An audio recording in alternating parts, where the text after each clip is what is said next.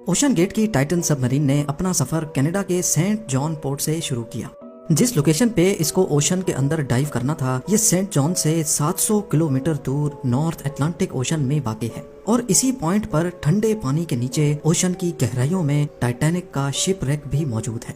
Saturday 17 जून 2023 को ये सफर शुरू किया गया और प्लान के मुताबिक अगले दिन संडे को सुबह 8 बजे टाइटन को पानी में उतारा जाना था।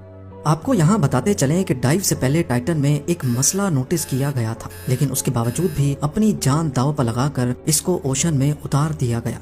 वो क्या मसला था और आखिर पता होने के बावजूद भी ये खतरा क्यों मोल लिया गया? जेम टीवी के वीडियोस में एक बार फिर से खुशामदीद। नाज़रीन, इस सफर में टोटल 5 लोग मौजूद थे, जिसमें एक्शन एविएशन के फाउंडर हार्निश हार्डिंग भी मौजूद थे।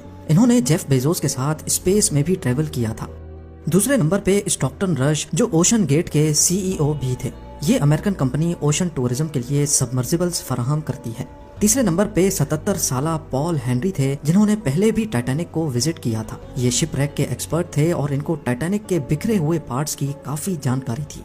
और आखिर में पाकिस्तानी बिजनेस टाइकून शहजादा दाऊद अपने बेटे सुलेमान के साथ इसी सबमरीन का हिस्सा थे। 17 जून को डाइव करने से पहले हार्निश हार्डिंग ने इंटरनेट पे अपना आखिरी पोस्ट किया था। उनका कहना था कि शदीद सर्द मौसम की वजह से उनकी डाइव डिले हो गई है। कल सुबह को जब थोड़े वक्त के लिए मौसम बेहतर होगा तो हम डाइव कर जाएंगे।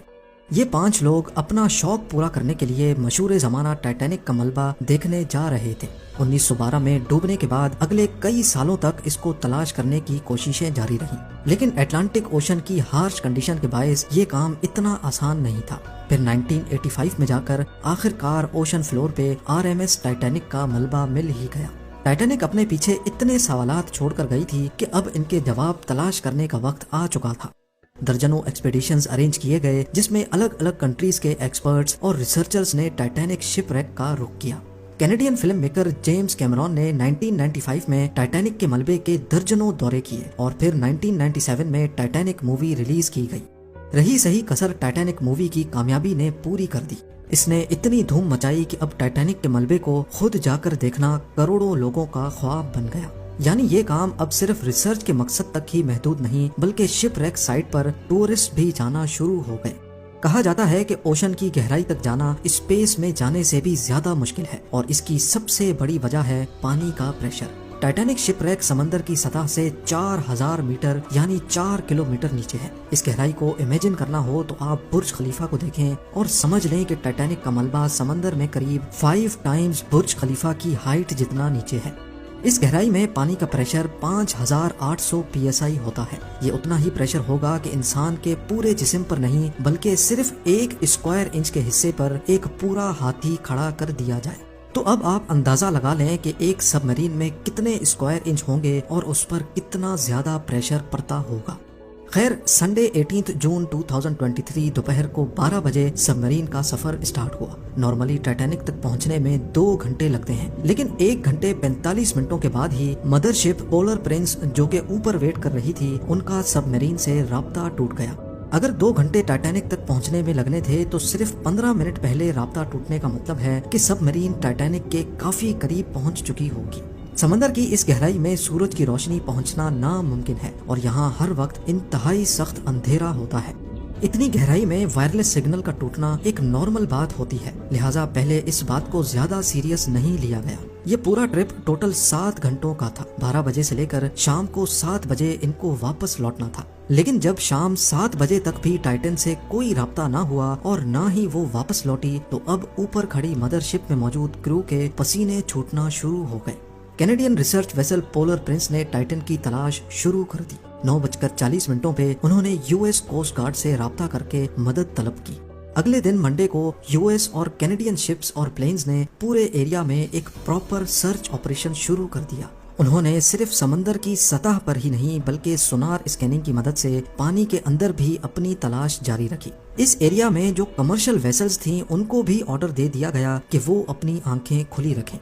अगले 2 दिनों तक ये तलाश जारी रही, लेकिन टाइटन का कोई अता पता ना चल सका। लेकिन फिर एक उम्मीद की किरण नजर आई। वेडनेसडे 21 जून को सुबह 6 बजे सर्च टीम को पानी की गहराइयों में से कुछ आवाजें सुनाई दी।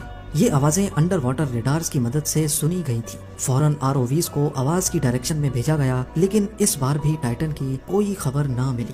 اب ٹائٹن کو ہمیشہ کے لیے کھو دینے کا ڈر بڑھتا جا رہا تھا، کیونکہ سب مرین میں جتنا آکسیجن تھا وہ صرف 96 گھنٹے یا پھر 4 دنوں تک کا تھا، اور اس وقت تک 4 میں سے 3 دن گزر چکے تھے۔ لیکن US، کینیڈا اور فرانس کی سرچ ٹیمز نے ہمت نہیں ہاری۔ تھرسڈے 22 جون کو دوپہر 12 بجے ROVs کو ٹائٹینک کے ملبے کے پاس بھیجا گیا۔ وہاں پہنچ کر جو دیکھا گیا وہ واقعی دل دہلا دینے والا منظر تھا۔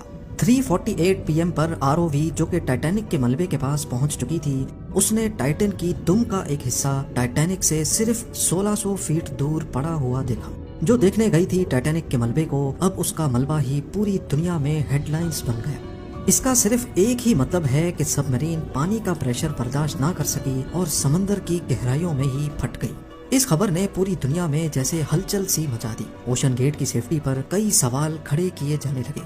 اوشن گیٹ کے CEO اسٹاکٹن رش، جو کہ خود اس واقعے میں اپنی جان گنوا بیٹھے ہیں، انہوں نے 2021 میں کہا تھا کہ وہ جانتے ہیں کہ انہوں نے ٹائٹن کو بناتے وقت کچھ رولز توڑے ہیں، کیونکہ انہوں نے ٹائٹن کو اسٹیل سے نہیں بلکہ ایویشن گریڈ کاربن فائبر سے بنایا ہے۔ پر وہ اس انڈسٹری میں کچھ نئی انوویشنز کرنا چاہتے تھے، تبھی اسٹیل کو ریپلیس کر کے کاربن فائبر کا استعمال کیا گیا تھا۔ پہلی بار لانچ سے پہلے ٹائٹن کو 5000 سے 10,000 PSI کے پریشر پہ ٹیسٹ بھی کیا گیا، جس میں وہ پاس ہو گئی تھی۔ پر ایکسپرٹس کا ماننا ہے کہ اوشن کے اندر ہزاروں قسم کی طاقتیں سب مرین پر پڑتی ہیں، جس میں نہ صرف پریشر بلکہ پانی کا بہاؤ بھی ہوتا ہے، جو کہ لہروں کی وجہ سے پیدا ہوتا ہے۔ اس کے علاوہ اندھیرے کی وجہ سے یہ بھی ہو سکتا ہے کہ کوئی بھاری پتھر یا پھر سمندری مخلوق سب مرین سے ٹکرائی ہو۔ کچھ بھی ہو، ٹائٹن کی تباہی کی ایک وجہ تو اس کا کاربن فائبر کا حل تھا، لیکن دوسری وجہ اس میں پہلے سے موجود کریکس بھی تھے۔ جی ہاں، ٹائٹن سب مرین 2019 میں کارل اسٹینلے نامی ایک بزنس مین کو بھی لے کے گئی تھی، اور اس وقت بھی اس کو اوشن گیٹ کے CEO ہی آپریٹ کر رہے تھے۔ کارل نے بتایا کہ اس سفر کے دوران جب وہ نیچے جا رہے تھے تو ان کو ٹائٹن کی باڈی میں سے کریکنگ کی آواز سنائی دی تھی۔ One point I was actually even able to drive the submarine towards deeper water by the sound of the cracking getting louder. اس وقت انہوں نے اس آواز پر زیادہ دھیان نہیں دیا، کیونکہ ان کو اوشن گیٹ کے CEO جنہوں نے خود یہ سب مرین ڈیزائن کی تھی، ان پر پورا بھروسہ تھا۔ لیکن اس حادثے کے بعد انہوں نے CNN کو بتایا کہ شاید وہ آواز اس بات کی وارننگ تھی کہ ٹائٹن کی باڈی پانی کا پریشر برداشت نہیں کر پا رہی۔ اگر یہ بات سچ ہے تو اس میں کوئی شک نہیں کہ ٹائٹن کی باڈی میں کریکس پڑنا پہلے سے شروع ہو گئے تھے۔ 2018 میں اوشن گیٹ کے ایک ایگزیکٹو نے ٹائٹن کی کاربن فائبر باڈی کے خلاف آواز اٹھائی تھی۔ ان کا کہنا تھا کہ یہ مسئلہ سب مرین کے پھٹنے سے صرف چند ملی سیکنڈز پہلے پتا پڑے گا، اور حقیقت میں بھی ایسا ہی ہوا۔ جس گہرائی میں ٹائٹن پھٹی ہے، ایکسپرٹس کا کہنا ہے کہ اس کو پھٹنے میں صرف 0.3 سیکنڈز لگے ہوں گے۔ امید ہے زیم ٹی وی کی یہ ویڈیو بھی آپ لوگ بھرپور لائک اور شیئر کریں گے۔ آپ لوگوں کے پیار بھرے کامنٹس کا بے حد شکریہ۔ ملتے ہیں اگلی شاندار ویڈیو میں۔